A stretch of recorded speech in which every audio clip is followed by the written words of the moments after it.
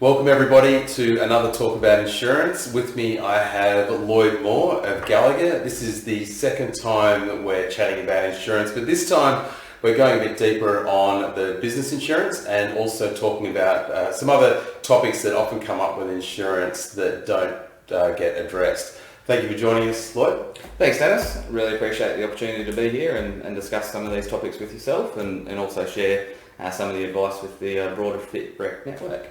And I believe we should have a bit of a disclaimer before we start. Yeah, correct. Look, it is important that anything that we discuss here today is considered as general advice. All the fitrec members are encouraged to read the policy wording before they make a final purchase decision. Okay, thank you very much.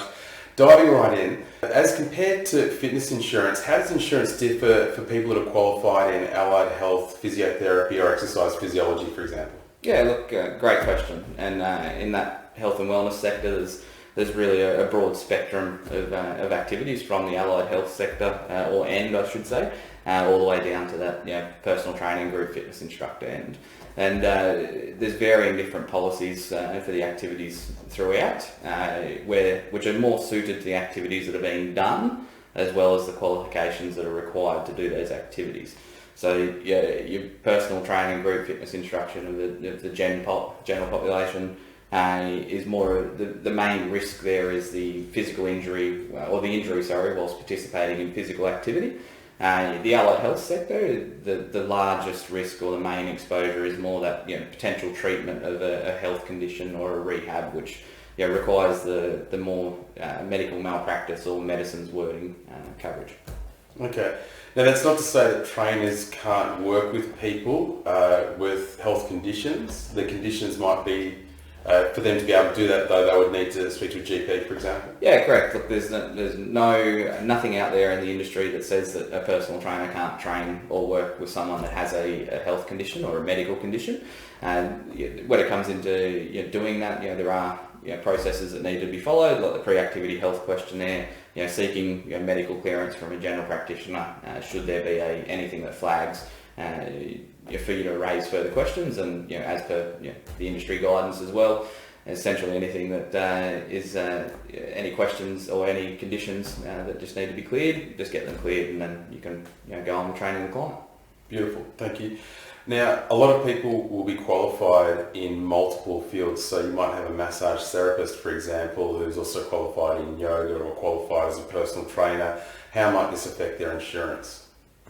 Yeah, look, definitely. And these is, as we just touched on, that there's a broad spectrum of activities across that whole health and wellness sector. Now, the most common inquiries that we get are multi-qualified practitioners or professionals that yoga teachers or Pilates teachers, as well as personal trainers or massage therapists. They generally all go hand in hand, and they sort of, all those activities can sit in varying different channels along that spectrum. The advice that we always provide is that it comes down to the activity that is being done by the individual. So if you're a personal trainer that's you've got a client that you're doing a personal training session with, then you might incorporate some elements of yoga or Pilates, or finish off the session with a little massage.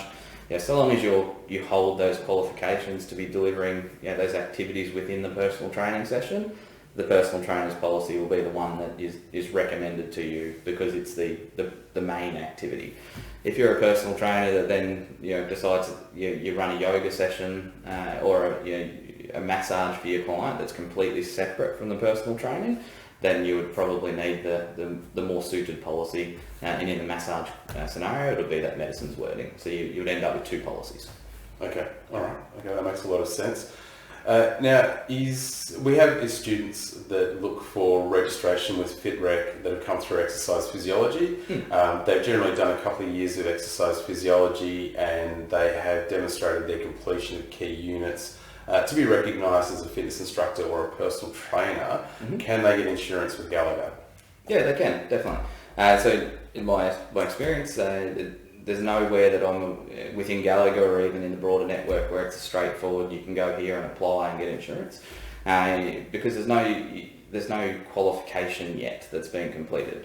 However, with our experience in the sector, we've worked with bodies like fitrec, and with fitrec's recognition of of 18 months or 2 years or whatever the time frame is of that qualification to say that in FitRec's eyes they are deemed to be qualified enough to be providing group fitness or personal training. We will then take that to the insurer and have them arrange a policy based off that. So the process for anyone that's watching the video that might be in this scenario would be jump online to FitRec's website or direct with Gallagher, go through the online portal, fill out your information. When it comes to that qualification section, just use the other button, so select an other qualification, provide us with a little bit more information, reference the FitRec recognition and registration, sorry, there was a vase in there. Registration, and then we'll take that information to the insurer, put together a policy and send out your documents. Well, I understand. So rather than being just a straightforward, it just requires a phone call to the individual to clarify some things, and then everything should be good to go. Yeah. And would it be a very similar policy to the one that is given out to personal trainers and fitness instructors on them? Yeah, it would be. Yeah, it would be. So it will also come down to the activities that the individual's desire to instruct is. So if they want to be doing group fitness or PT, then the appropriate policy will be recommended. Okay. Now, if I'm training people in my home, do I need to maintain maintenance reports for my equipment? And are there other considerations I should be thinking about? Yeah, definitely. Look, in the home studio piece, it's the one where we've, I believe, Gallagher's has developed solutions for a long period of time within the health and wellness sector. There was individual policies or commercial gym policies, and there's a very large difference in risk between a 24/7 gym and an individual personal trainer. So over the years, the development of the home studio as a stepping stone to opening your own gym created a space and a need for a policy. Which we've been definitely forefront in developing and putting forward. Now, when you get to that point, you are taking on more of a risk. You are running your own facility, so you do have the exposures of equipment maintenance, ensuring that any trip hazards are dealt with, and you're providing that safe environment for your client, and that would wholly and solely sit with you. There's no third-party gym that would be picking up some of that exposure for you. So definitely important, and one of the top things to consider is as a risk management process is that your waiver forms, always your waiver forms, pre-activity health questionnaires. That's consistent no matter what level of business you're running, and then when you've got your own studio, that equipment maintenance register. So that can either be weekly or monthly, or weekly or fortnightly. Look, you could push it out to monthly. My personal opinion is it wouldn't be any longer than fortnightly.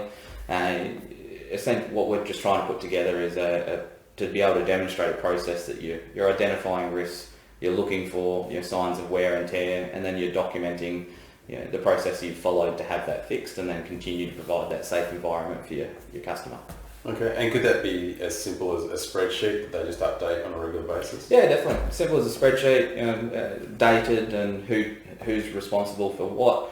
If you do find something that needs a sign of wear or tear that needs repair, and that could be as simple as some of the fabric showing signs of rips or tears on some of the bench press or whatever it might be. And then documenting the process that you've done to have that repaired, how long it's taken, and then even dating when it's been completed, who it was completed by. Now, it might not be that scenario is the one that causes a claim. What we'd be looking for is should something happen in the future where a piece of equipment breaks or has faults and that causes an injury and a claim comes from that, would be using this to demonstrate you've got a process in place that should have identified this risk as well. Yeah. Okay. All right. How about in this scenario, Lloyd, where I have my own insurance as a sole trader, and I decide that I want to bring someone else to work with me, and they come on as a contractor. I assume that they would need their own insurance. Do I need to change my insurance to have this person come on board? Yeah. Look, great question. It's a natural progression as your career develops. And you become, the demand grows for, to train with dentists, and in this scenario, let's say you bought yourself on as a contractor, as part of your risk management, and that's the most important thing here, is that, you would ensure that I was qualified for what you were engaging me for, and 2, I had my own insurance. Now, the best way to do that is to get a copy of my certificate of currency, and then also diarise the date that policy comes due for renewal, so that your ongoing risk management can be that you reach out to make sure I've renewed my policy and I've got continuous insurance and so on and so on. Now, because I am essentially a variable to your business, my policy will defend me in that scenario. It won't defend the business that I'm working for. So yes, it is important that you have a discussion with your Gallagher broker around the slight change to your business model. The fact you are bringing on a variable that will be instructing your clients or whatnot, or working on behalf of your brand, just to ensure that your policy is updated accordingly. Now, the risk there is that each individual and each variable, I guess, will have their own slight way of teaching things differently. I might teach a squat differently to the way that you will teach a squat, and if you're brought on a second contractor or a second variable, let's say Lewis, for instance, he might teach a squat differently to I do and you do, and so on. And because there's all those slight variables, your policy just needs to be amended accordingly. Okay. So if I'm taking someone on board, I need to change my insurance to reflect the fact that I have increased risk. Yeah. What about though if I want someone just to step in for a short period to look after my clients while I'm going away? Would that require a change in my policy? Yes, it would, and look, this is something that I believe happens all the time, and is probably never even really considered as a risk or something that's discussed. So my advice would be, look, definitely go through the same process as you would if you're bringing me on permanently to just even a short period of time. Ensure I'm qualified, ensure that I've got insurance, and then have a discussion with your Gallagher broker and talk through what that exposure is. If it is that it's just a holiday for a week or 2 weeks and it's a short period of time, you should be able to work with the broker to get your policy amended at minimal or no change to your premium.